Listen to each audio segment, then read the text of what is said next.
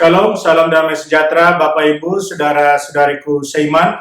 Semoga saya menjumpai Anda semuanya dalam keadaan yang sehat walafiat, tetap semangat, tetap tersenyum dalam menjalani keseharian hidup kita.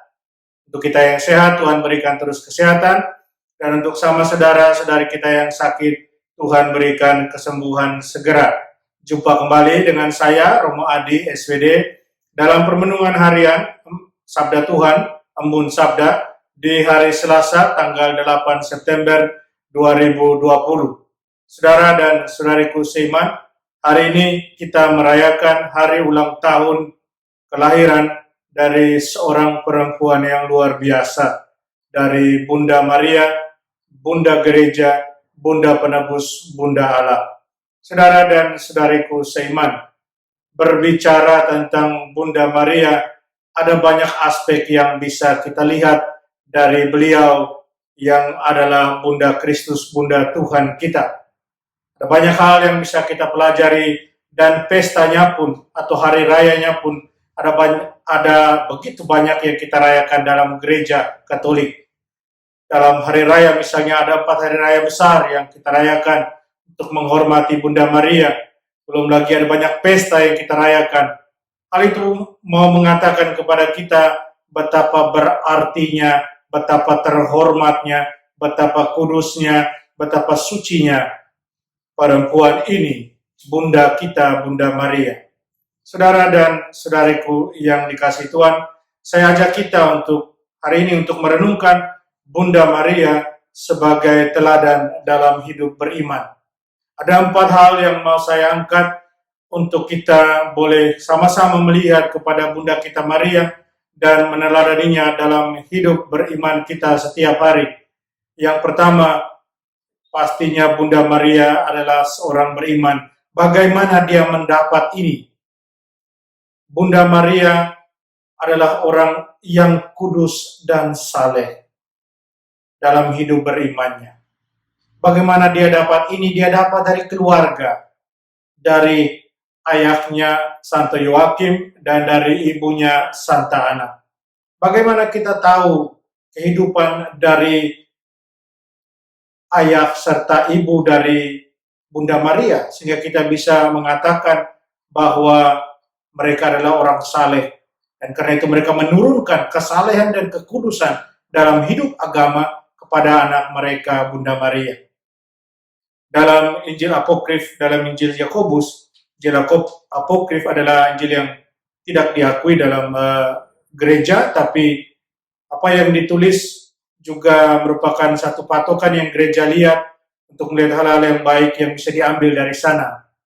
Dan dikatakan di sana cerita tentang orang tua dari Bunda Maria, Santo Yoakim dan Santa Ana, yang mengajarkan keagamaan hal-hal religius yang luar biasa kepada anak mereka Bunda Maria. Dan kita tahu Bunda Maria sejak dalam kandungannya, dia sudah dikuduskan oleh Allah sendiri. Dan kita merayakan itu sebagai satu hari raya pada tanggal 8 Desember. Bunda Maria sudah dikuduskan oleh Allah sendiri. Sikap kudus dan salehnya yang luar biasa. Dan itu terpancar dalam perjalanan hidupnya menemani anaknya Tuhan kita Yesus Kristus dalam perjalanan karya keselamatannya.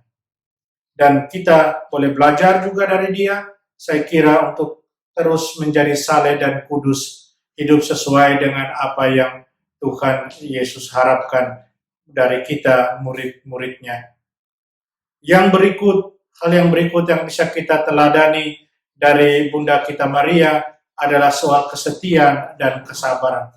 Ada banyak hal yang Bunda Maria tidak mengerti dalam hidupnya. Ketika dia menerima pesan Tuhan, pesan Allah dari malaikat Gabriel, ketika Yesus hilang dalam bait Allah dan mereka menemukannya kembali. Atau ketika Simeon yang menubuatkan sesuatu tentang Yesus dan tentang dia. Atau ketika dia berjumpa dengan Yesus yang memanggul salib. Atau ketika Yesus yang seakan-akan tidak mengakui dia sebagai ibu. Ada banyak hal yang Maria tidak mengerti. Tapi satu hal yang luar biasa, Bunda Maria, dia menyimpan semua dalam hatinya. Dia percaya akan penyelenggaraan Allah. Allah yang sudah merencanakan, Allah akan mengaturnya agar berjalan sesuai dengan rencananya. Dan Bunda Maria menyerahkan semuanya. Kita ingat apa yang Bunda Maria katakan, aku ini hamba Tuhan, terjadilah padaku menurut perkataan. Satu kesabaran, satu kesetiaan yang luar biasa dia tunjukkan dalam perjalanan menemani putranya Yesus Kristus dalam menjadi co-redeemer. Itu yang kedua, yang juga bisa menjadi satu teladan buat kita, teladan untuk sabar, untuk setia dalam mengikuti apa yang Tuhan mau dan bukan apa yang kita mau. Kehendak Tuhan yang harus terjadi dalam diri kita, bukan kehendak kita sendiri. Yang ketiga, Bunda Maria punya sikap penyerahan total kepada Tuhan. Dan itu sangat-sangat jelas dalam perjalanan hidupnya. Tidak pernah sedikit pun dia ragu akan karya penyelamatan Allah. Allah yang sudah memulainya, Allah akan mengakhirinya dengan baik. Dan Bunda Maria percaya akan itu. Dia punya sikap penyerahan yang total pada Tuhan sendiri. Dan kita bisa belajar juga itu dari dia. Sikap percaya, menyerahkan diri kita pada Tuhan. Mempercayakan diri kita pada Tuhan. Bahwa Tuhan sudah mengatur semuanya. Dan kalaupun ada jatuh bangun dalam perjalanan iman kita ini, percayalah pada Tuhan, Tuhan akan menjadikannya semua baik pada waktunya. Itu yang ketiga. Yang keempat, Bunda Maria selalu membawa sabda Tuhan dalam dirinya. 9 bulan dia mengandung Yesus. Sabda Allah yang menjadi manusia ada dalam dirinya. Dan itu adalah satu kekuatan tersendiri buat dirinya. Hingga memampukan dia dalam menjalani hidupnya menemani Kristus. Demikian pun dengan kita.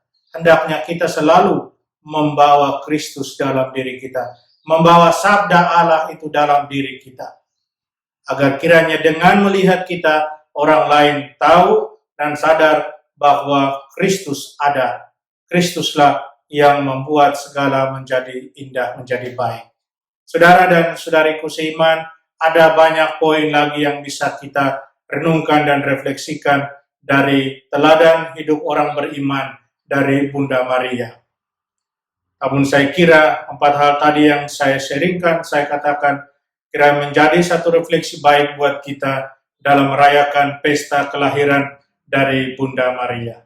Saudara dan saudariku seiman, hari ini juga tanggal 8 September adalah hari berdirinya serikat kami, kongregasi kami, Serikat Sabda Allah, Divine Word Missionary Society of the Divine Word.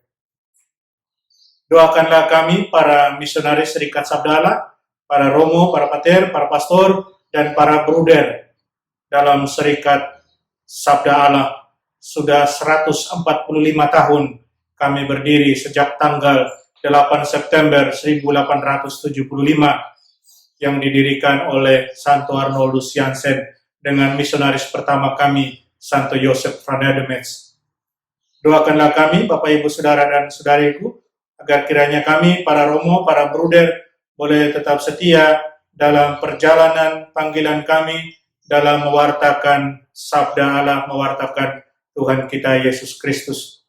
Terima kasih untuk dukungan Anda sekalian buat kami, dengan doa-doa Anda, dengan segala dukungan jasmani dan rohani, material, spiritual. Terima kasih untuk itu dan selamat pesta buat kita semua.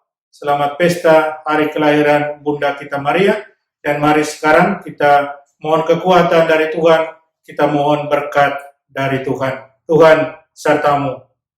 Kita sekalian semua orang yang kita kasih, kita sayangi, usaha kita untuk meneladani Bunda kita Maria, dilindungi, dibimbing, dan diberkati Allah yang Maha Kuasa, Bapa dan Putra dan Roh Kudus. Amin.